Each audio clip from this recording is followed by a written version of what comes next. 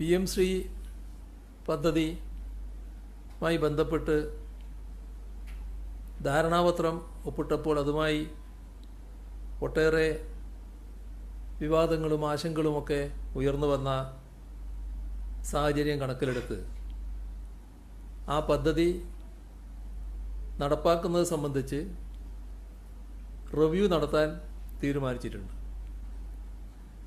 ഈ കാര്യം പരിശോധിച്ച് റിപ്പോർട്ട് ലഭ്യമാക്കുന്നതിന് 7 അംഗങ്ങളുള്ള ഒരു മന്ത്രിസഭാ ഉപസമിതിയും രൂപീകരിച്ചിട്ടുണ്ട്.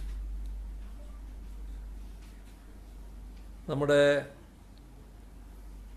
ഈ കാര്യങ്ങളുമായി ബന്ധപ്പെട്ട് PMC നടപ്പാക്കുന്നതുമായി ബന്ധപ്പെട്ടുള്ള തുടർ നടപടികൾ